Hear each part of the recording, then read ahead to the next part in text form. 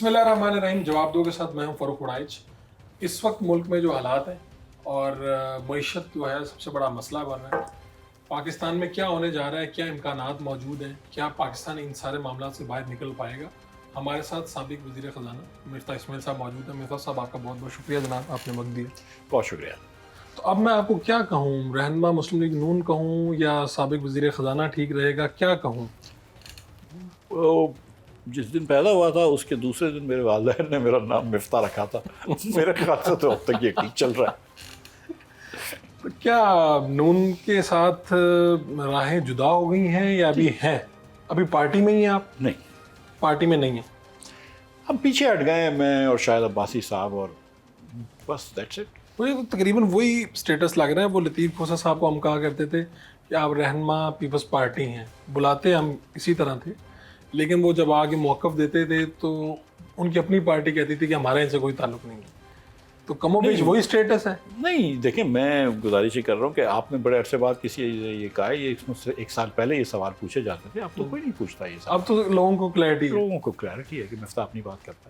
سیاست میں آپ ہیں کہ سیاست کو بھی خیر بات کہہ دی ہے. میں نے گزارش کری تھی کچھ عرصے پہلے کہ میں الیکٹورل سیاست سے نکل گیا ہوں. ظاہر ہے جو ہم اس وقت میں اور آپ بیٹھے ہیں تو ہم سیاسی گفتگو ہی کریں گے نا, معیشت کی گفتگو ہی کریں گے, تو اس میں سیاست کو تو عمل دخل ہے. تو سیاست اس طرح تو سیاست کے اندر ہوں ایک پاکستانی کی حیثیت سے جو سیاست پہ تبصرہ کرتا ہے, معیشت کے اوپر بات کرتا ہے, تو وہ میں بات کرتا ہوں, لوگ میری بات مجھے سنتے ہیں. تو اس طریقے سے سیاست سے ہوں, لیکن انتخابات میں حصہ نہیں لیا تھا میں نے. ٹھیک ہے. پہلے بھی جب انتخابات میں حصہ لیا, کیسا تجربہ رہا؟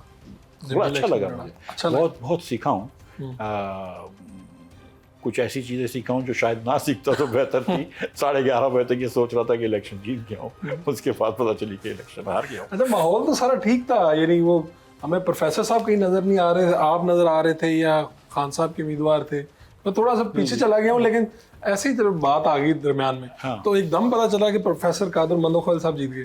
تو آپ کو کب پتا چلا کہ آپ کے ساتھ ہاتھ ہو گئے؟ جب ہاتھ ہو گیا اس کے بعد. عوام نے تو نہیں کیا یہ ہاتھ, عوام نے تو نہیں کیا یہ, نہیں عوام نے میرے خیال سے, عوام نے آپ کو منتخب کیا. ٹھیک ہے. کیا اب مگر یہ واقعہ صرف میرا سانحہ نہیں, یہ تو بہت سے لوگوں کے ساتھ ہوا. اچھا, ابھی پھر ریسنٹ الیکشن ہوا 2024 کراچی میں, تو لوگوں کی بڑی باتیں چلیں گی جی کراچی کا بھی مینڈیٹ لے لیا گیا ہے. پھر خود ایم کیو ایم, مسوا کمال, کامنٹ سوری, ان کی آڈیوز آتی ہیں. آپ تو اس شہر کے رہائشی ہیں, ابھی ہم کراچی میں بیٹھے ہوئے ہیں, ذرا مجھے اس شہر کا مسئلہ تو حل کر دیں. آخر مینڈیٹ کس کو دیا گیا ہے اس شہر کا؟ میرا خیال ہے کہ کراچی کے شہریوں نے بھی پاکستان بھر کے لوگوں کی طرح مہنگائی کے خلاف ووٹ دیا ہے, پریشانیوں کے خلاف ووٹ دیا ہے, اور حکمرانی سے غیر اطمینانی کے خلاف ووٹ دیا ہے. ٹھیک ہے. تو وہ ووٹ, اور اس بار اگر آپ یہ دیکھا جائے کہ پہلے کراچی ایک ڈفرینٹلی ووٹ کرتا تھا, پنجاب ڈفرینٹلی ووٹ کرتا تھا, کے پی ڈفرینٹلی ووٹ کرتا تھا, ایک ہی صف میں کھڑے ہو گئے محمود ایاز, سب نے ایک ہی جگہ پہ ووٹ کیے. ہاں دیکھیں, ہم نے کچھ پولز کروائے تھے اور مجھے یہ تھا کہ کراچی سے پی ٹی آئی شاید 10-15 سیٹیں جیتے گا. اور جب پولز کروائے تھے اس کے نتیجے میں اور کراچی میں رہتا ہوں, لوگوں سے بات کرتا ہوں, اور کے پی سے جو پولز کے اندر ہم نے دیکھتے تھے اور جو باتیں دوستوں سے سنتے تھے کہ 30-40 تک سیٹیں کے پی کی وہاں لے کے جائے. تو میں یہ سوچتا تھا کہ جب عمران خان یہ کراچی اور کے پی کی سیٹیں لے کے پنجاب پہنچے گا تو وہ 55 سیٹیں تو اس کے پاس ہوں گی, اور اس وقت میاں نواز شریف کے پاس تو 0 سیٹ ہوگی. اور اب پنجاب میں الیکشنز ہوں گے تو دیکھیں کتنی میاں صاحب سیٹیں لے لیتے ہیں, اور اگر آدھی سیٹیں بھی لے لیتے ہیں تو عمران خان کے پاس 55 سیٹیں زیادہ ہوں گی جو اس نے لی. تو لیکن بہرحال پھر رزلٹس تھوڑے سے. تو آپ کی سوچ میں اور نتیجے میں فرق آیا 8 فروری کے بعد؟ کون سے والے نتیجے میں؟ یار میں جو نتیجہ آیا ہے, یعنی مطلب کراچی میں پی ٹی آئی کو ایک بھی سیٹ نہ ملنا میرے لیے تھوڑی سی باعث حیرت کی بات تھی. کے پی میں بہت سیٹیں مل گئیں ان کو. میں دیکھیں ایک بات یاد رکھیں کہ 2018 میں کے پی کو اندر پی ٹی آئی کو 38% ووٹ ملا تھا, اور 38% ووٹ میں ان کو 2/3 سیٹ ملی. اس بار ان کو 46% ووٹ ملا ہے. کے پی کا تو تقریباً رزلٹس ہم اس کو کر سکتے ہیں نا, 46% ووٹ کی ملا ہے, اور ان کو تقریباً 80% سیٹیں مل گئی ہیں. تو ہوتا یہ ہے کہ جی فرسٹ پاسٹ پولز کے اندر آپ کو جو تھوڑا سا بھی ووٹ ملتا ہے تو باقی لوگوں سے زیادہ ہو تو آپ کافی سیٹیں لے لیتے ہیں. تو 1997 میں میاں نواز شریف صاحب کو 36% ووٹ ملا تھا مگر انہوں نے 2/3 میجارٹی لے لی تھی. اس بار آپ اگر ڈیٹا دیکھیں تو پی ٹی آئی نے 32% ووٹ لیا ہے اور 24% ووٹ مسلم لیگ نے لیا ہے. اس ڈیٹا کے اندر اگر آپ تھوڑی سی اپنی حساب سے کوئی ایمنڈمنٹ کر لیتے ہیں تو آپ یہ کہہ سکتے ہیں کہ یار پی ٹی آئی کے 32% نہیں تھے, 36-37% ووٹ تھے, اور مسلم لیگ کے 24 نہیں تھے, 21% ووٹ تھے, 20% ووٹ. مسلم لیگ کے کم کر رہے ہیں ووٹ, آپ پی ٹی آئی کے کم نہیں کر رہے. نہیں, میں یہ کہہ رہا ہوں کہ سمجھ لیں کہ مطلب اگر آپ ایک نظریے سے ایک فرض بھی کر لیتے ہیں تو 36-37% ووٹ یعنی کہ تقریباً 3 میں سے 1 پاکستانی نے پی ٹی آئی کو ووٹ دیا اور 5 میں سے 1 پاکستانی نے مسلم لیگ کو ووٹ دیا. لیکن اگر یونیفارملی اکراس تو پاکستان یہ ڈسٹریبیوشن ہو تو وہ ہر سیٹ جیتتے ہیں جس کو تھوڑا سے ووٹ بھی زیادہ مل رہے ہوں. ٹھیک, تو یہ اس ٹائپ کی کوئی حرکت ہوئی ہے, مطلب حرکت سے مراد ہے کہ اس ٹائپ کی کوئی نتیجہ نکلا ہے کہ جہاں پہ تھوڑے سے ووٹ بھی زیادہ ہونے سے آپ کو بہت سارے ووٹ پڑے. آپ کے تو یہ سب دوست ہیں, یعنی آپ کراچی میں نکلتے ہیں تو ہم میں نے ایم پیز آپ کو ملتے ہوں گے, تو ہمیں تو وہاں پہ کچھ لوگوں نے کہا جی شرمندگی نظر آتی ہے. آپ کو بھی یہاں پہ لوگوں سے ملتے ہوئے کو محسوس ہوا؟ لوگ آپس میں کہتے ہیں کہ ہم رات کو جیتے تھے صبح آ رہے تھے, ایسا کچھ کہتے ہیں. آپ کو کیا لگتا ہے لاہور میں کیا ہوا ہے؟ لاہور میں تو ایسا ہوا ہے, بالکل ہوا ہے, ہمیں نظر آیا ہے. لوگوں سے ملتے ہیں, کچھ لوگ شرمندگی چھپا لیتے ہیں, کچھ نہیں چھپاتے. آپ کے یہاں کیا چل رہا ہے؟ میں تو لاہور سے آیا ہوں. میری بات سن بھائی, میں کراچی میں بھی رہا ہوں, لاہور میں بھی رہا ہوں, اسلام آباد میں, اتنا فرق نہیں ہوتا ہے ان تینوں شہروں میں. اگر آپ اس دفتر کے اندر بیٹھے ہیں تو آپ کو کیا پتا کہ کس شہر میں بیٹھے ہوئے ہیں. ٹھیک ہے, یو نو وہی یہاں پہ بھی وہی مسئلے ہیں, بجلی, گیس, مطلب وہی مسئلے جو لاہور میں ہیں وہی مسئلے کراچی میں, وہی مسئلے اسلام آباد میں, وہی مسئلے پشاور میں, وہی کوئٹے میں, وہی فیصل آباد میں, وہی لاڑکانہ میں. مسائل ہم سب کے ایک ہیں. ٹھیک ہے, آپ جیسا کاروباری آدمی جس کی زندگی خوشحال ہے, سب ٹھیک جاتا ہے, اسے جیل میں بھی جانا پڑتا ہے, سیاست کی وجہ سے جانا پڑا نا. جی, تو مشکلات بھی دیکھتا ہے, میڈیا ٹرائل بھی ہوتا ہے, سب کچھ ہوتا ہے. اس کے بعد پھر اسے یعنی وزارت خزانہ سے فارغ کر دیا جاتا ہے. تو آپ نے اس وقت سوچا تو تھا کہ میرے ساتھ کیا ہوا, پارٹی کے ساتھ میں نے وفا کی, پارٹی میرے ساتھ کیا کر رہی ہے؟ بالکل سوچا ہے. اور یہ میں یہ نہیں سمجھتا کہ کوئی میں نے خدا نخواستہ کسی کے اوپر, پارٹی کے اوپر احسان کیا یا ملک کے اوپر احسان کیا ہے جیل میں جا کے. اور میں سچ بتاؤں کہ جس رات کو مجھے انہوں نے ڈالا تھا وہ نو فلائی لسٹ پہ, اتفاق ہے کہ اس دن دوسرے دن صبح میں لاہور سے لندن جانے والا تھا. ٹھیک, تو اس 1 دن پہلے انہوں نے ڈال دیا تھا. تو مجھے پتہ چل گئی تھی رات کو 11 بجے کہ انہوں نے ڈال دیا. تو پھر 11:30 بجے پھر میرے ایک دوست کا فون آیا کہ اب تو لاہور مت جاؤ. صبح میں 8 بجے لاہور جانے لگا تھا, 11-12 بجے پی آئی کی فلائٹ سے لندن جا رہا تھا. میں کہا لاہور مت جا, اگر تم چاہتے ہو تو کراچی سے تم کو رات کے 2:30 بجے ہم قطر ایئر ویز کی فلائٹ سے نکال دیں گے. میں کہا نہیں, بھاگ کے نہیں جاؤں گا, پکڑنا تو پکڑ لیں, بھاگ کے نہیں جاؤں گا. ٹھیک, کیونکہ اس وقت آدمی کے لیے عزت زیادہ ضروری ہوتی ہے. یعنی آپ کے پاس چوائس تھی کہ آپ, ہاں لیکن ہم نے بھاگنا پسند نہیں کیا. ہم نے کہا کہ عزت زیادہ ضروری ہے. اور شاید عباسی صاحب مجھے لکھتے رہے, جیل سے لیٹر بھی لکھتے رہے کہ بھائی تم میرے خلاف کوئی بیان دے دے اور اپنے آپ کو بچا لے. میں نے کہا یہ مناسب بات نہیں ہے. تو کوئی بڑی بات نہیں ہے, کوئی ایسا کوئی وہ نہیں ہے. بہت لوگ گئے ہیں جیل میں, میاں نواز شریف خود لے گئے تھے جیل میں, اور میں سمجھتا ہوں کہ ان کے ساتھ بہت زیادتی ہوئی ہے. تو پاکستان کے اندر سیاست کرو تو جیل میں جانا تقریباً, اب پی ٹی آئی والے دوستوں کو بھی اندازہ ہو گیا ہے کہ جیل میں جانا تقریباً رائٹ آف پیسیج ہے کہ سب جاتے ہیں. تو سبھی کو اندازہ ہو, سب کو اندازہ. تو آپ یہ کہتے ہیں کہ جب وہ پھر آپ کے ساتھ انسیڈنٹ ہوتا ہے یہ والا, وزارت خزانہ بھی جاتی ہے, میڈیا میں خبریں بھی چلائی جاتی ہیں, اور بعد میں آپ کو پتہ چلے کہ آپ کی پارٹی کے اندر سے لوگوں نے چلوائی ہیں. نہیں, پہلے سے پتا تھی, پہلے سے پتا کہ یہ میرے خلاف پوری کیمپین بن رہی ہے, پورا ماحول بن رہا ہے. تو آپ نے پارٹی میں کوئی احتجاج بلند نہیں کیا؟ لیکن نواز شریف سے میں شروع میں بات کرتا تھا, میں نے صرف ایک چیز کی کہ دیکھیں میرے خلاف ایک بیانیہ بنایا گیا, میں 2 مہینے تک چپ رہا. اس کے بعد میں نے کہا کہ یار میں باتوں کا جواب تو دوں گا, تو جواب میں نے دیے. پارٹی نے اور لوگوں کو اجازت دی تھی کہ مفتاح کے خلاف جو بولنا ہے بول لو, کہ مفتاح کی پالیسی صحیح نہیں ہے, وہ یہ غلطی کر رہا ہے, وہ غلطی کر رہا ہے. مجھے وہ اجازت نہیں دی, میں نے اپنے آپ کو اجازت دے دی. اچھا, 2 ماہ صبر کیا, پھر خود ہی اجازت لے لی, خود اجازت لی. اور اس کے بعد میں نے کہا کہ بسم اللہ الرحمن الرحیم. میں تو پہلے دن سے سوچ کے بیٹھا تھا کہ جواب تو دوں گا. سوال پوچھا ہے آپ نے, اس کا جواب آئے گا. ٹھیک. اور میں اب جو بھی سوشل میڈیا تھا میں تو فرد واحد تھا, لیکن میں نے جواب دیا. اس کے بعد مجھے کوئی وہ نہیں, مطلب یہ اجازت میں نے اپنے آپ کو دی تھی. اور میں نے اللہ کی مہربانی سے کبھی مسلم لیگ کے لیڈران کی برائی نہیں کی, کبھی بری بات نہیں کری, کبھی بدتمیزی نہیں کری, کبھی پارٹی کی برائی نہیں کری, لیکن میں اپنا دفاع کیا. اور جو میں اس زمانے کی بات بتا رہا ہوں, 2018-19 کے اندر بھی مجھے ڈار صاحب نے میاں صاحب کے تھرو کہلوایا تھا کہ مفتاح کو بولو کہ وہ ٹی وی پہ نہ جائے, کیونکہ میں اس وقت کیا کہتا تھا کہ ڈالر کو ڈی ویلیو کر دینا چاہیے تھا. اور ڈار صاحب نے غلطی کی تھی تو ان کو برا لگتا تھا یہ. آپ ڈار صاحب کی غلطی کو کیوں آئیڈینٹیفائی کرتے ہیں؟ ہاں کہ یہ غلطی تھی. اور میں یہ کہتا تھا کہ آئی ایم ایف کہہ رہا تھا ہم کو کہ کر دو, تو انہوں نے کہا یہ بھی نہ کہو کہ آئی ایم ایف کہہ رہا تھا, کیونکہ وہ ایک اور وزندار آرگومنٹ ہے نا کہ آئی ایم ایف بھی کہہ رہا تھا, یار یہ کیوں نہیں کیا. تو میں کہا یہ تو میں کہوں گا, ٹھیک ہے. میں کچھ عرصے تک ٹی وی پہ نہیں گیا, لیکن پھر جاتا تھا اخبار میں ہر ہفتے. میاں صاحب نے کہا کہ ٹی وی پہ نہیں جانا, مجھ کو نہیں کہا, مطلب پیغام آیا. جی شاہد عباسی صاحب کو پیغام آیا. ایک آدھ مرتبہ خواجہ آصف نے بھی مجھے فون کیا کہ یار تم نے یہ کیوں لکھ دیا, یہ کیوں لکھ دیا. میں نے ان کو ساری چیزیں کلیئرفائی کر دی. پروفیسر رشید صاحب نے بھی فون کیا. یہاں سے ایک سابق وزیر تھے جو ان کو یہ کلپس بھیجتے تھے. اچھا کہ یہ بولا, اب یہ مفتاح نے یہ بولا, اب مفتاح نے یہ بولا ہے یہاں سے ایک وزیر. تو وہ پھر اس پہ ریئیکشن آتا تھا. میں نے اکنامکس تھوڑی سی سمجھتا ہوں. میں سمجھتا ہوں کہ اس بات کو سچی بات کرنی چاہیے. تو جب میں نے چھوڑی حکومت تو پھر میں نے اپنے آپ کو اجازت دی کہ ٹھیک ہے یار, جو میرا دفاع ہے وہ میں کروں گا. کبھی کبھی اس میں تھوڑا آگے بھی چلا گیا ہوں, غلطی بھی کی ہے تو میں نے اس پہ معذرت بھی کی ہے, لیکن میں نے اپنا دفاع نہیں چھوڑا. آخری مرتبہ میاں صاحب سے کب رابطہ ہوا؟ جس دن میاں صاحب نے مجھے نکالا تھا. اس دن کیا اس دن ہوا کیا؟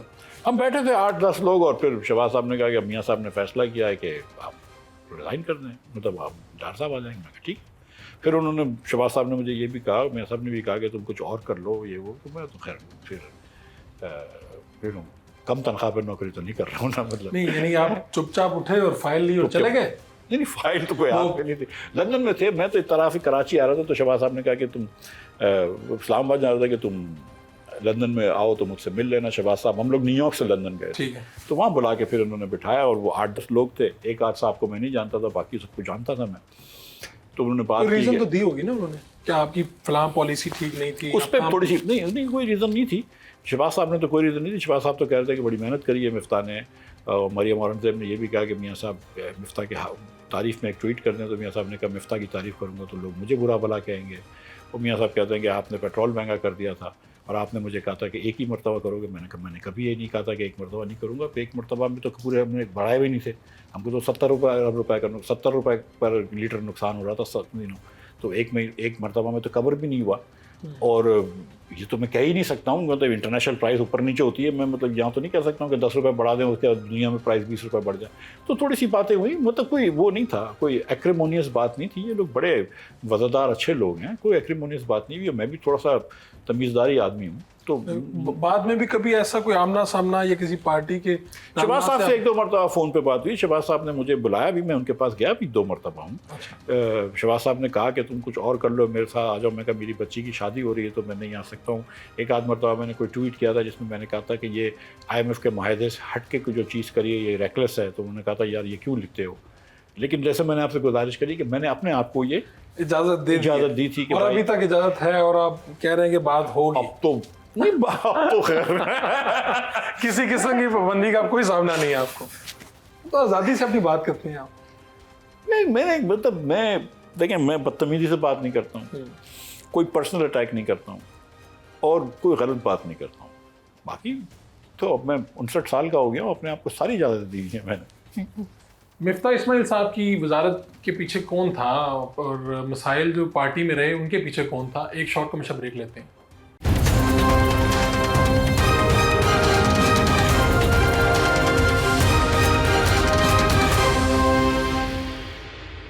Welcome back. تو اب کیا ہوگا؟ پاکستان کے نئے وزیر خزانہ آ گئیں, آپ کے دوست تو نہیں بنے وزیر خزانہ, اور اب منظرنامہ کیا ہوگا؟ اورنگزیب صاحب کیا کریں گے؟ ان کو کس طرح سے آپ جانتے ہیں؟ کیا بیک گراؤنڈ ہے ان کا؟ ابھی بینک کے صدر تھے, بڑے قابل آدمی ہیں. ٹھیک. اسی یونیورسٹی سے پڑھے ہوئے ہیں جس سے میں اور احسن اقبال اور بلیغ الرحمان پڑھے. کیا بات. اور اس سے پہلے ایک بھارت کے بینک کے بھی بڑے سینئر افسر رہ چکے ہیں, ان کے ایشیا کے شاید صدر تھے. تو بڑے اچھے آدمی ہیں اور میں سمجھتا ہوں کہ ان سے توقع اور امید کرنا ایک دم درست ہے. ہم امید کرتے ہیں اور توقع کرتے ہیں کہ یہ اچھا کام کریں گے. پاکستان کی معیشت پھنسی کہاں پہ ہوئی ہے؟ یعنی ہمیں کیا کرنا ہے؟ اب یہ جو کہتے ہیں جی وزیر اعظم صاحب نے کہہ دیا جی میں آج کے بعد تنخواہ نہیں لوں گا, صدر زرداری صاحب نے کہہ دیا میں آج کے بعد تنخواہ نہیں لوں گا, آہستہ آہستہ کیبنٹ میں سے وزیر اٹھتے ہیں کہتے ہیں ہم تنخواہ لیں گے, ایم این اے بھی ہمیں نظر آتے ہیں.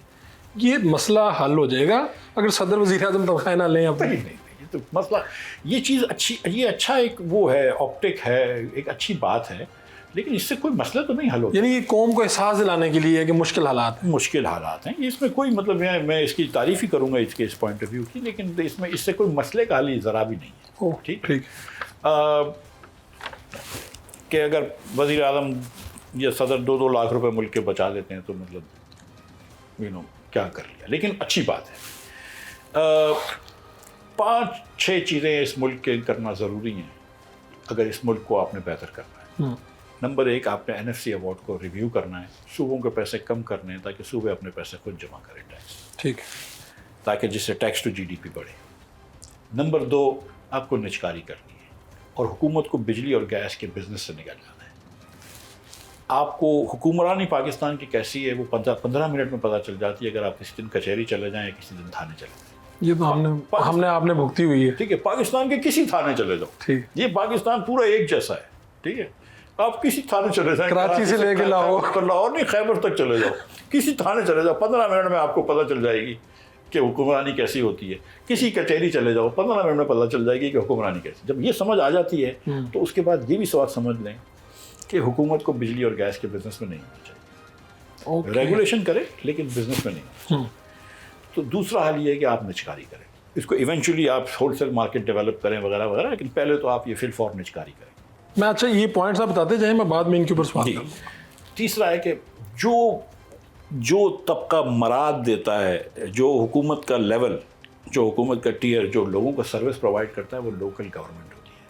ٹھیک ہے, تو لوکل گورنمنٹ کو کانسٹیٹیوشنلی انسٹیٹیوشنلائز اینڈ پاورفل کریں کہ اگر ایک میئر الیکٹڈ ہے, جب تک یہ دوسرا میئر نہیں آتا تو یہ رہے گا, اور اس کو ڈائریکٹ پیسے مل رہے ہیں وفاق سے, یعنی کہ صوبوں کی وہ ہے, تاکہ کوئی بھی ہماری جو صوبے کی حکومتیں ہوتی ہیں, ہم نے تینوں بڑی پارٹیاں دیکھیں, مسلم لیگ ہو گئی, پیپلز پارٹی ہو گئی اور PTI, بالکل لوکل گورنمنٹ میں انٹرسٹڈ نہیں ہے. چیف منسٹر سارا پاور اپنے پاس رکھنا چاہتا ہے.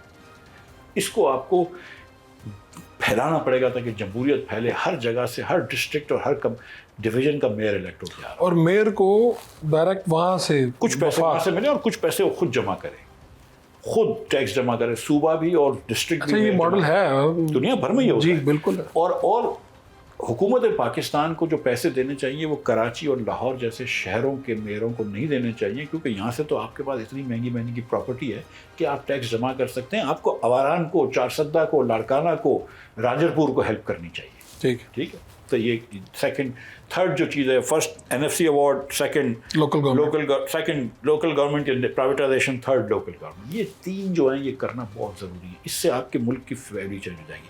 پھر آپ کو حکمرانی کو ایفیشینٹ بنانے کے لیے بیوروکریٹک ریفارم کرنے ہوئے. اچھا جی, اس میں کیا ہے جی؟ دیکھیے ابھی یہ ہوتا ہے کہ آپ کے پاس حکومت میں, جیسے وفاق نے جب 18ویں ترمیم آئی تو وفاق نے صوبوں کو بہت سارے کام دے دیے, لیکن وفاق نے ایک آدمی نہیں نکالا. ٹھیک ہے, اب ایک بندہ ایک مرتبہ اگر وہ آ جاتا ہے حکومت میں تو باہر نہیں جا سکتا. اب باہر نہیں جاتا, وہ کچھ نہ کرے انشاءاللہ 60 سال کی عمر تک وہ رہتا ہے. اس کے بعد وہ ریٹائر ہوتا ہے, اس کو پینشن ملتی ہے. اس کی وفات ہو جائے تو اس کی بیوہ کو پینشن ملتی ہے. ان کی وفات ہو جائے تو پھر اس کے بعد اگر ان کی کوئی بیٹی ہو جو غیر شادی شدہ ہو تو ان کو پینشن ملتی ہے. یعنی ساری زندگی گورنمنٹ کے پیسے پر رہنا ہے اس کے. ٹھیک. تو ایک تو یہ ہے کہ حکومت کے اندر جیسے فوج میں ہوتا ہے نا, اگر 17 گریڈ کے افسر کو لے لیں, اگر سینئر جو کیڈر ہوتا ہے, تو جیسے فوج میں ہوتا ہے کہ ہم کیپٹن پہ بھی بندے روکتے ہیں, میجر بھی روک لیتے ہیں, پھر کرنل پہ بھی روکتے ہیں, لیفٹیننٹ کرنل پہ بھی روکتے ہیں, جو تیز والے ہوتے ہیں وہ لیفٹیننٹ بریگیڈیئر بنتے ہیں وغیرہ وغیرہ. تو یہ بھی ہونا چاہیے کہ 17 پہ بھی روک لو, 18 پہ بھی روک لو, کم از کم 19 تک تو روکو, اس کے بعد نہ روکو. تو ٹھیک ہے, 17-18 میں آپ کو پتہ چل جاتا ہے کہ کون چور ہے, کون ایماندار ہے, کون ہوشیار ہے, کون نہیں ہے. 6 سال بعد اس کے بعد آپ چلو چلنے دو. ٹھیک. تو ایک تو یہ کرنا ضروری ہے. اس کے بعد یہ کہ مطلب پینشن ریفارمز کریں گے آپ, میں نے صرف بیوروکریٹک ریفارم, آلسو مین پینشن ریفارم, کیونکہ جس تیزی سے پینشن بڑھ رہی ہے کہ 5-6 سال بعد ہم پینشن ہی نہیں دے سکیں گے. اتنی پینشن ہو جائے گی. نہیں تو ویسے ہی بیٹھ جائیں گے. کیا اس وقت آپ نے سوچا بھی ہوگا اس کا کیا متبادل ہے؟ ایک سسٹم ہے، ایک چل رہا ہے کہ یہ لوگ ہیں، انہوں نے سرکار کو سرو کیا ہے، گورنمنٹ ان کو پینشن دیتی ہے. جس نے سرو کیا ہے 30 سال اس کو آپ پینشن دیں، لیکن پھر آپ ریفارم دیں گے، آپ کے پاس پیسے ہی نہیں ہوں گے. 5-6 سال بعد سیریسلی پینشن اتنی بڑی ہو جائے گی. آج 700 ارب روپے ہے، وہ 6-7 سال بعد جو ہے 2000 ارب روپے ہو جائے گی. آپ نہیں دے سکیں گے. تو آپ کو آج یہ فیصلہ لے لیں. آپ 2 چیزیں ہوتی ہیں کہ ایک تو آپ کچھ پیسے ایک فنڈ میں ڈالنا شروع کر دیں کہ جمع کرنا شروع کر دیں، اور دوسرا یہ ہوتا ہے کہ آپ کم از کم یہ کر دیں کہ ایک صاحب کو ہم پینشن دیں گے، اس کی بیگم صاحبہ کو بھی چلو دے دیتے ہیں، لیکن اس کے بعد بس. دوسرا آپ نے یہ کرنا ہے کہ ایک چیز یہ بھی کرنی ہے کہ اگر آپ نے 60 سال کی عمر میں ریٹائر ہو رہا ہے تو آپ اس کو 65 سال پہ لے کے جائیں. ہر سال 1 سال کی ایج لمٹ بڑھائیں. تیسرا یہ کہ بھائی آپ کو جو بھی تنخواہ ملتی تھی پینشن اس سے زیادہ نہیں مل سکتی ہے. چوتھا یہ کہ اگر آپ کوئی اور حکومت کی یا فوج کی یا کوئی بھی سیمی پرائیویٹ ادارے کی نوکری کر رہے ہیں تو آپ کو پینشن تو نہیں ملے گی نا. 2 تنخواہیں تو 2 پینشنیں تو نہیں ملنی چاہیے. اچھا یہ 2 پینشن ملتی ہیں؟ پینشن بھی ملتی ہیں، 2 تنخواہیں بھی ملتی ہیں. مطلب آپ پینشن بھی مل رہی ہے اور آپ نے کوئی ذیلی ادارے کی جاب بھی کر لی، تو وہ سب چیزیں ریفارم کرنا ضروری ہے. یہ اور پھر اس کے بعد جوڈیشل ریفارم. یہ آپ کو اگزامپل دیتا ہوں کہ 2-3 ہمارے کرکٹرز تھے جی جن کو بیٹنگ پہ پکڑے گئے تھے ادھر انگلینڈ کے اندر. سلمان بٹ صاحب تھے. جی بالکل. عامر اور آصف. وہ یہاں پہ بھی کچھ چل رہی تھی باتیں یہ وہ. اس کے بعد ان کو 6 مہینے میں سزا ہوئی، 6 مہینے کی سزا ہوئی، 1 سال بعد واپس بھی آ گئے، ہر چیز ہو گئی. یہاں پہ تو مطلب کیس ہی چلتا رہے گا نا. آپ یہاں پہ دیکھیں کہ یہاں پہ جب کوئی کسی کو جھوٹ بولتا ہے اور لائبل کرتا ہے ٹی وی والا مثال کے طور پہ، تو ہم کو جانا پڑتا ہے کہ لندن میں جا کے اس کے اوپر کیس کرتے ہیں، کیونکہ یہاں پہ تو کوئی کیس نہیں ہے. یہاں پہ جو جس کو بول دے ٹھیک ہے. تو تھوڑا سا قانون کو ایسا کرنا چاہیے کہ قانون کو یقینی بنایا جائے کہ یار پریڈکٹیبل ہونا چاہیے قانون. کہ ہم کو پتہ یہ قانون ہے، اگر آپ نے میری زمین خریدی ہے اور میں نے آپ کو بیچ دی اور پیسے لے لیے لیکن پھر بھی میں آپ کو کاغذ نہیں دے رہا ہوں، تو اس میں مطلب یہ کہ یقین ہونا چاہیے آپ کو کہ یہ مفتاح صاحب سے مجھے مل جائے گی، کورٹ مجھے دلوا دے گی. کسی نے بینکرپسی کر لی ہے، لون لے لیے، تو یہ کہ مطلب کورٹ اس کو ایڈ کر.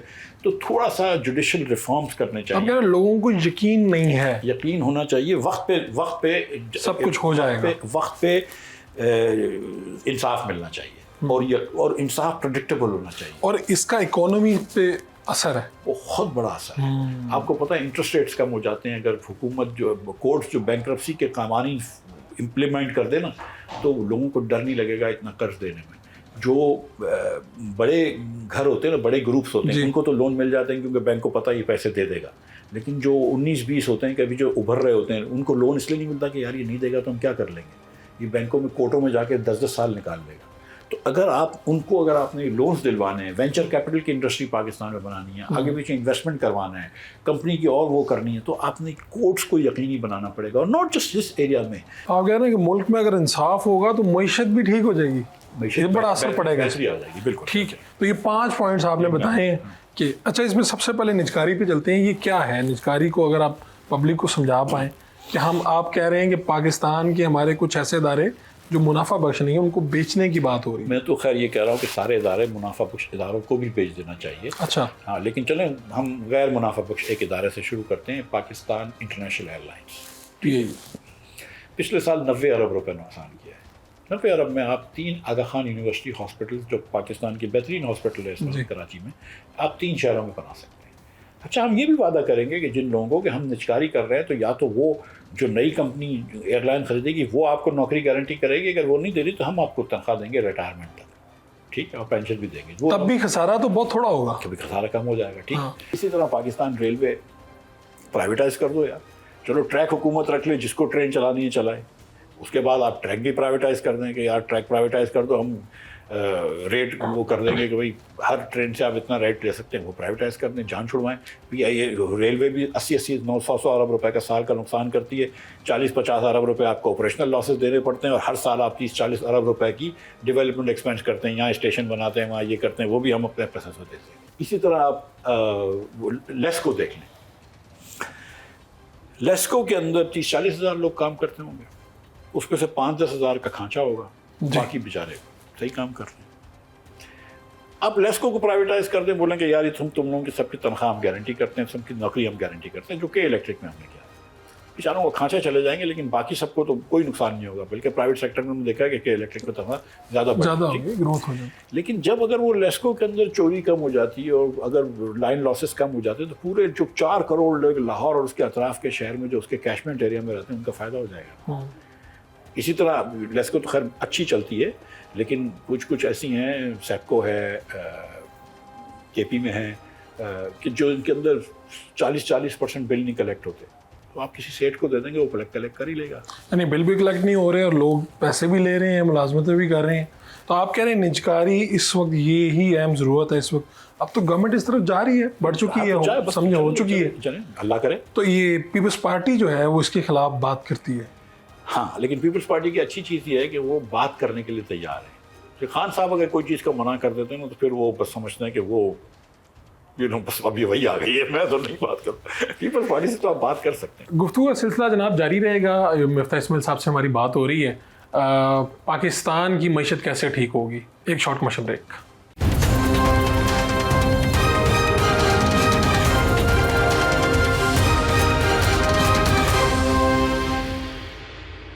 Welcome back. یہ خان صاحب نے جو IMF والا خط ہے, اور وہ کہتے ہیں جی میں تو ان سے یہ کہہ رہا تھا کہ آپ پیسے اس وقت نہ دیں کیونکہ یہ ضائع ہو جائیں گے, سیاسی استحکام نہیں ہے. تو آپ اس آرگومنٹ کو کس طرح سے دیکھتے ہیں؟ میں تو سوچتا ہوں کہ یہ Khan the best explanation I can give کہ خان صاحب کو کسی نے مس گائیڈ کیا ہے. مس گائیڈ کیا, بالکل. اچھا, اس کا نقصان کیا ہو سکتا ہے خان صاحب؟ اللہ کرے پاکستان کو تو کوئی نقصان نہ ہو اس کا. IMF کا یہ کام نہیں ہے. دیکھیں آپ جرنلسٹ ہیں, آپ کا کام جرنلزم ہے. تو اگر میں ایک ہارٹ کے ڈاکٹر کے پاس جاتا ہوں, میں یہ تو ضرور بات کر سکتا ہوں کہ میرے دل میں تکلیف ہے. یہ تو نہیں کہہ سکتا ہوں نا کہ یار میرے باغ میں پھول نہیں صحیح اگ رہے. وہ مالی تو نہیں ہے نا. IMF کا کام, آپ IMF is like a banker of last resort. یہ IMF کا کام نہیں ہے. آپ کو یہ مسئلے ہیں تو آپ پاکستانی اداروں میں جائیں, آپ دنیا بھر میں ضرور بات کریں. آپ خان صاحب کے تو لابیسٹ ہیں لندن میں, امریکہ میں سوری, وہ کانگریس مین کے پاس جاتے ہیں. IMF کے باہر دھرنا دینا یہ تو پاگل پنے والی بات نہیں. آپ کے مطلب خدا نخواستہ معاذ اللہ اگر یہ ملک بینکرپٹ ہو جاتا ہے تو آپ کو پتا ہے نا کہ وزیر اعظم اور صدر کے گھر میں تو پھر بھی پیٹرول مل جائے گا اور کھانا کو مل جائے گا. پریشان تو عام پاکستانی ہوگا. تو خان صاحب کو یہ چاہتے ہیں.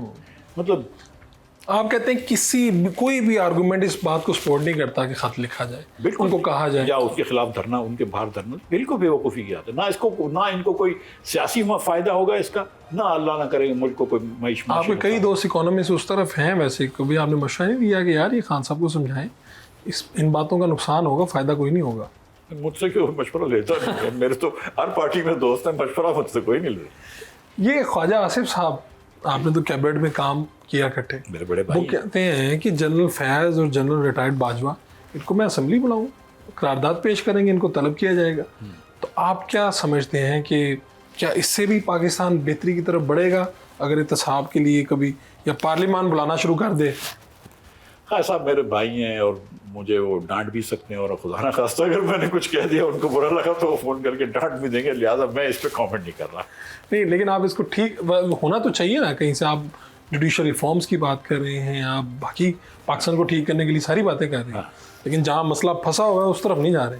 کیا مسئلہ پھنسا ہوا ہے؟ وہ کہہ رہے ہیں کہ یہ پارلیمان سپریم ہے, پارلیمان بلا کے ایک مرتبہ بلا کے انہیں کہہ دے کہ یار یہ آپ نے زیادتیاں کی ہیں, یہ نہیں کرنی چاہیے تھا. آپ کی گورنمنٹ کے ساتھ بھی تو ہوئی, آپ کی گورنمنٹ میں دھرنے ہوئے. خواجہ صاحب نے افغان پالیسی پہ بات کی تھی. افغان پالیسی پہ بھی بات ہوئی نا. بات تو یہ کہ یہ فہرست شروع ہوگی نا یہاں سے کہ حضور آپ نے یہ کام غلط کیے, یہ نامناسب تھے. یہ بھی کہا کہ نواز شریف کی حکومت کے خلاف بھی آپ کام کرتے رہے, یہ بھی نامناسب تھے. یہ والی بات تو روز ہم کہتے ہیں ٹی وی پہ. ہاں میں بھی کہتا ہوں ٹی وی پہ کہنے سے فرق نہیں پڑ رہا. 14 کا دھرنا جو تھا وہ جو خان صاحب اب جو کیا تھا تو وہ خان صاحب نے خود کر لیا تھا دھرنا, یا مقتدرہ نے مدد کی تھی. 13 کے الیکشن تو میرے خیال سے پاکستان کے 5-6 الیکشن میں تو شفاف ترین تھا. تو مطلب خان صاحب کو تو سپورٹ تھی, 18 کے اندر سپورٹ تھی. جو 24 میں ہو رہا تھا پی ٹی آئی کے بندوں کے ساتھ کہ ان کے پوسٹرز ہٹ جاتے تھے, تو 13 میں ہمارے 18 میں ہمارے پوسٹر میں ادھر لگاتا تھا شارع فیصل. پہلے دن پہلے الحمدللہ سارے پوسٹر غائب ہو جاتے. ہاں اس دفعہ تو نون لیگ کے لگے ہوئے تھے. اس بار نون لیگ اتنا جو بھی تھا ہی نہیں کہ پوسٹر لگائے, لیکن چلو میں کراچی کی بات کرتا ہوں. ٹھیک ہے. سو مقصد کہنے کا یہ ہے کہ یعنی اس کو میں کہہ رہا ہوں یہ باب بند ہوتا نظر آ رہا ہے کہیں آپ کو, یا کوئی گنجائش ہے؟ یار دیکھیں یہ چیزیں پہلے بھی ہم کر چکے ہیں کہ پچھلے والوں کے پیچھے جاتے ہیں, ٹھیک ہے, موجودہ کو نہیں دیکھتے, موجودہ حالات کو کوئی نہیں دیکھتا ہے. اور اس وقت پاکستان کا مسئلہ میں یہ سمجھتا ہوں جو میں نے 5-6 چیزیں کری ہیں وہ ہے یہی جو آپ کہہ رہے ہیں. آپ کہہ رہے ہیں کہ اس وقت ٹھیک ہے یار خرابیاں اور بھی ہوں گی, لیکن اگر آپ ان 5-6 چیزوں پہ فوکس ہو جائیں تو پاکستان بہتر ہو سکتا ہے میرے خیال سے. جی یہی مسئلے کا حل ہے, اور پہلے معیشت نپٹا لیں پھر باقی سپریم اور چیزیں کر لیجیے. سر جب تک آپ یہ نہیں کریں گے, جب تک NFC ایوارڈ کو نہیں دیکھیں گے, نجکاری نہیں دیکھیں گے, اور لوکل گورنمنٹس تو لانگ ٹرم کی ایجوکیشن کے لیے اس کا فائدہ ہوگا, جب تک یہ چیزیں نہیں کریں گے آپ معیشت بھی نہیں چلے گی.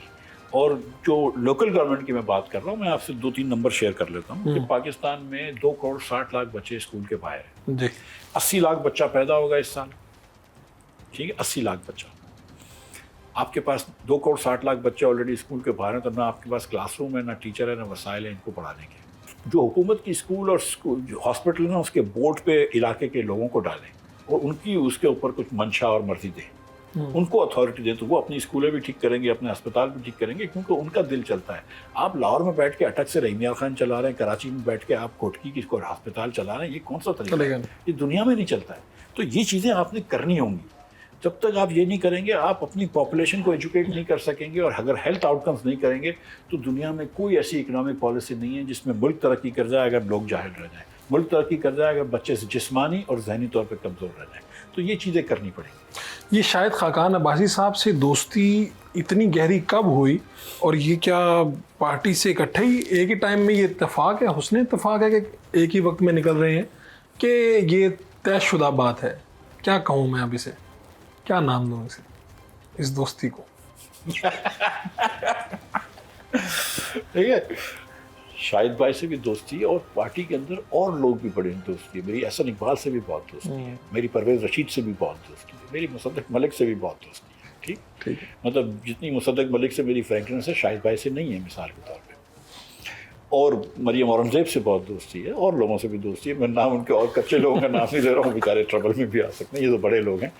ٹھیک ہے, گزارش میری یہ ہے کہ شاہد بھائی سے دوستی کی بات نہیں ہے, ہم دونوں کی سوچ کے اندر ایک ہم آہنگی ہے. ٹھیک, کہ ہم سوچ رہے ہیں کہ, اور میں یہ نہیں کہہ رہا ہوں خدا نخواستہ کہ کوئی اور اس طرح نہیں سوچتا یا کوئی غلط سوچ ہے کسی کی, لیکن ہماری یہ سوچ ہے کہ یار اگر اللہ نے یہ عہدے دیے ہیں یا دیے تھے ہمیں, تو اس کا کوئی نہ کوئی فائدہ ہونا چاہیے ملک کو. کہ آپ کی قبر پہ صرف یہ نہ لکھا ہو کہ مفتاح جو ہے وہ وزیر خزانہ رہ چکا تھا یا شاید وزیر اعظم رہ چکا تھا, کوئی لوگ آپ کو بولیں کہ یار اس نے کوئی بہتری کری ہے. شاید کے پاس تو اللہ نے بہت دیا ہے, میرے پاس بھی اللہ نے بہت دیا, لیکن اگر ہماری وجہ سے کوئی ملک میں بہتری نہیں آتی ہے تو فائدہ تو کیا خاک فائدہ کر لیا. تو یہ سیاست میں نا, ہم سب یہ کہتے ہیں کہ ہم سیاست میں لوگوں کی بہتری کرنے آئے, صرف کرسی کے لیے نہیں آئے, لیکن پھر پریکٹیکلی جو ہے ہم کو یہ کر کے دکھانا چاہیے.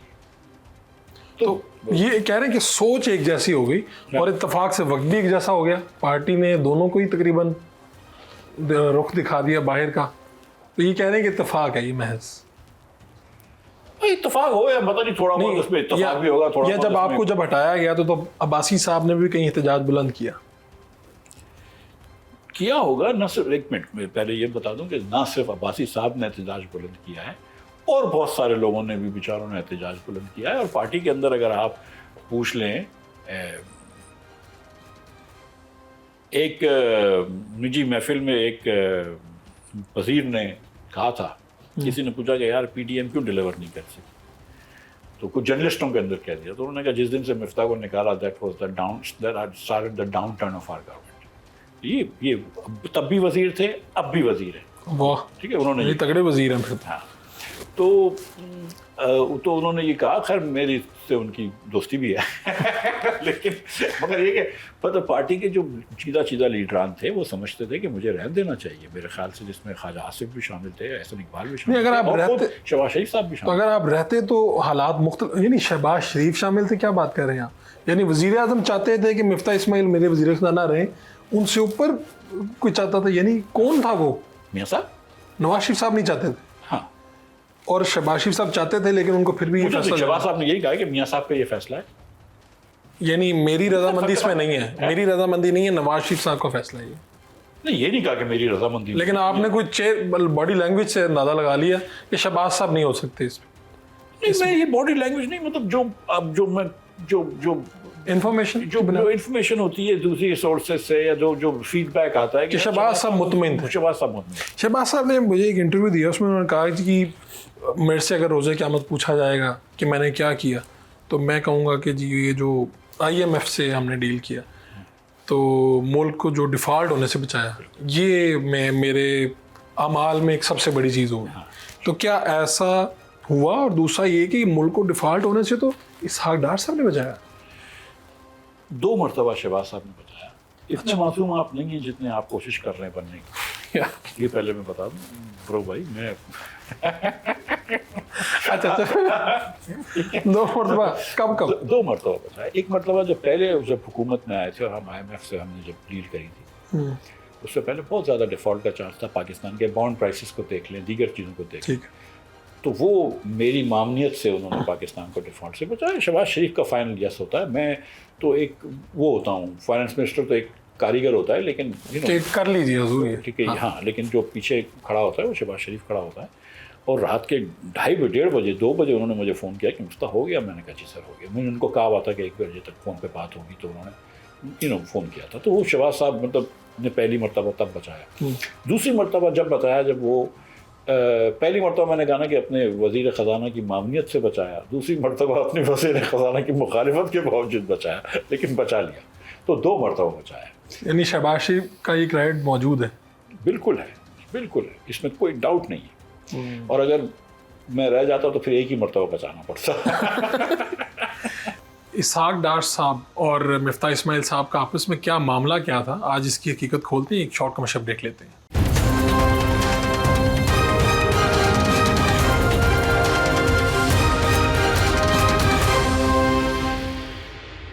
Welcome back.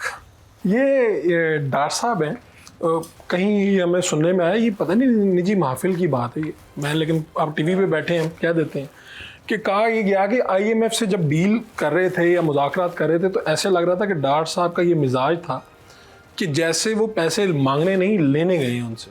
ایسا کچھ تھا کہ یہ باتیں سے رومرز ہیں؟ مجھے نہیں پتا. اچھا آپ کو نہیں بتائی. بالکل. یہ خاقان عباسی صاحب, مصطفیٰ نواز کھوکھر صاحب, آپ اور اسی طرح کے چند انقلابی اور باغی لوگ نکلے, انہوں نے کہا ہم نئی پارٹی بنائیں گے.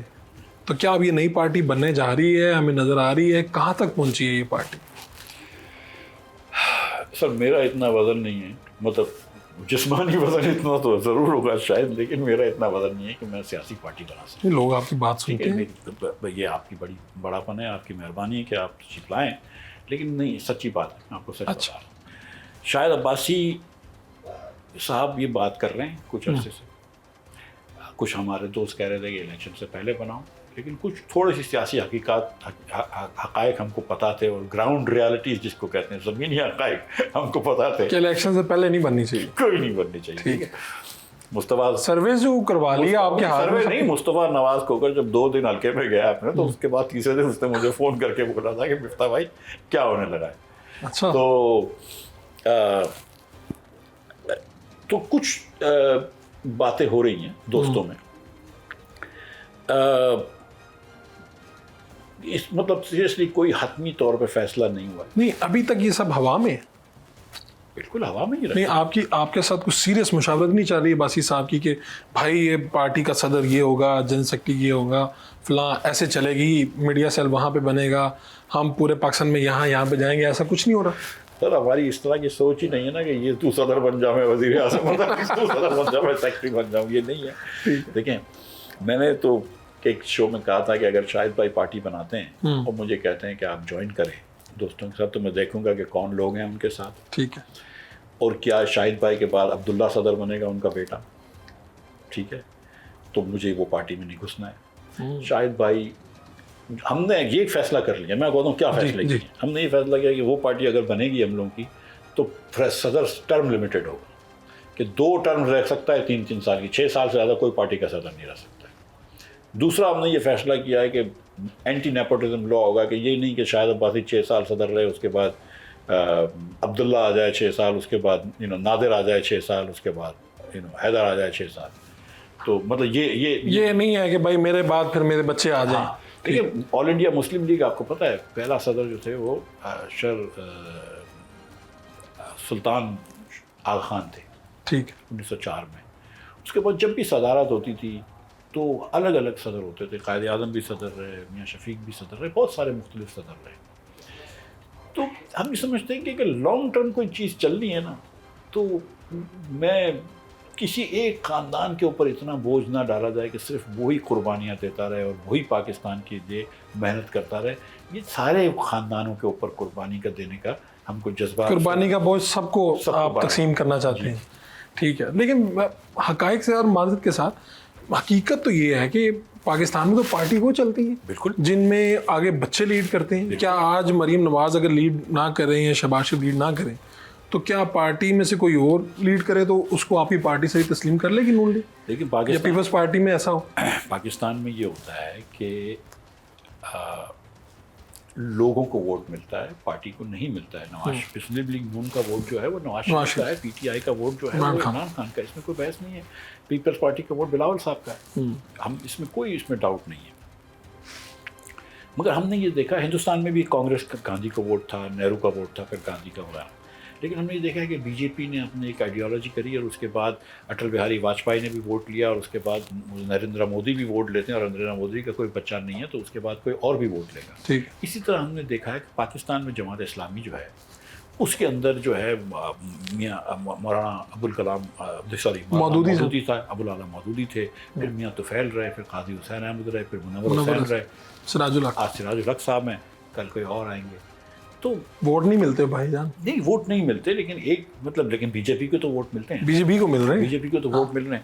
تو کہیں کہیں یہ بالکل چلتا ہے. بنگلہ دیش کے اندر بھی وہی حسینہ واجد ہی بیٹھی نہیں ہے اب تک, مجیب الرحمان صاحب کی بیٹی ہیں, وہی بیٹھی نہیں ہے. لیکن ہمارے یہاں یہ ہوتا ہے نا کہ دیکھیں جیسے کہ ووٹ نہیں ملتے, لیکن میں آپ کو اگزامپل دے دیتا ہوں کہ جبار خان اور غفار خان بھائی تھے, ایک بھائی کے پی کے گورنر تھے, اس وقت ڈبلیو ایف پی کہتے تھے. پھر غفار خان کے بیٹے ولی خان, ان کے بیٹے اسفندیار ولی اور ان کے بیٹے امل ولی, ٹھیک. تو یہ چوتھ, لیکن ان کو بھی ووٹ نہیں ملتے 4 جنریشن میں, ٹھیک ہے. سو ضروری نہیں ہے کہ خاندانی پارٹیوں کو بھی ووٹ ملے, لیکن زیادہ کی مثال یہی ہے, مثال یہ. لیکن ڈیموکریٹک آئیڈیل تو وہی ہے نا جو میں گزارش کر رہا ہوں, ٹھیک ہے. آپ کہہ رہے ہیں کہ ایک خاندان کو نہیں چلنا چاہیے, ایک خاندان بالکل چلے, لیکن اور لوگوں کے بھی, میں کہہ رہا ہوں نا کہ اس بوجھ کو تقریباً پورے پاکستان میں وہ کرنا چاہیے. اور اگر لوکل گورنمنٹس ہو جاتی ہیں تو پھر اور لوگوں کو چانس ملے گا کہ کوئی کراچی کا میئر بن جائے گا اور اچھا ڈیلیور کر لے گا, کوئی لاہور کا میئر ہوگا, کوئی اکاڑا کا میئر ہوگا, کوئی چارسدہ کا میئر ہوگا, تو ہم دیکھیں گے کہ یار وہ بڑا اسٹار نکلا ہے, یہ بڑا اسٹار نکلا ہے. یہاں پہ جو ہے نا عمران خان کی پارٹی والے بڑی بات کرتے ہیں کہ جمہوریت نہیں ہے دیگر پارٹیوں میں, لیکن ان کی پارٹی میں تو بہت زیادہ ڈکٹیٹرشپ ہے, کیونکہ خان صاحب بھی وہاں پہ ایک بادشاہ کی طرح ہی چلاتے ہیں, بادشاہ کی طرح. تو ہم یہ چاہ رہے ہیں کہ پارٹی ایسی ہونی چاہیے کہ جو جنونلی جمہوری پارٹی ہو. اگر ایسی خصوصیات والی پارٹی آ جاتی ہے شاہد خاقان صاحب کی تو آپ جوائن کر لیں گے پارٹی اسی صورت میں کہ اگر اس قسم کی پارٹی آئے اور اس میں اچھے لوگ. آخری بات میں نے اس کو وائنڈ اپ کرنا, دل نہیں کر رہا کہ آپ سے گفتگو ختم کی جائے, مزہ بڑا آ رہا ہے. یہ بتائیں کہ یہ آئی ایم ایف سے چھٹکارا, ایک زمانے میں میں سنا کرتا تھا پارٹی لکھا کرتی تھی آئی ایم ایف کو گڈ بائی کہیں گے, یہ کہیں گے, نون بھی, پی ٹی آئی بھی, سبھی اس پہ ووٹ بھی لیتے تھے, یہ نعرے بڑے اچھے لگتے تھے. اب تو اللہ کی مہربانی سے جیسے عوام نے بھی سمجھ لیا کہ آئی ایم ایف ضروری چیز ہے. یہ آئی ایم ایف ہمارے لیے کوئی آئیڈیل سچویشن تو نہیں ہے, لیکن اس سے کوئی چھٹکارا اگلے کوئی 5-10 سالوں میں کب تک حاصل ہو سکتا ہے, تو ممکن بھی ہے. یہ آئی ایم ایف جو ہے نا اس کو کہتے ہیں لینڈر آف لاسٹ ریزورٹ, یعنی کہ آپ ایک آئی ایم ایف کے پاس جانا ہے, ایک آئی سی یو میں جانا ہے. ٹھیک ہے, بچہ ایک آدمی بیمار ہو تو اس کے آئی سی یو سے کوئی چھٹکارا نہیں ہے. اگلا اگر آئی سی یو نہیں گیا تو پھر آپ کو پتہ ہے کدھر جانا پڑے گا, ٹھیک.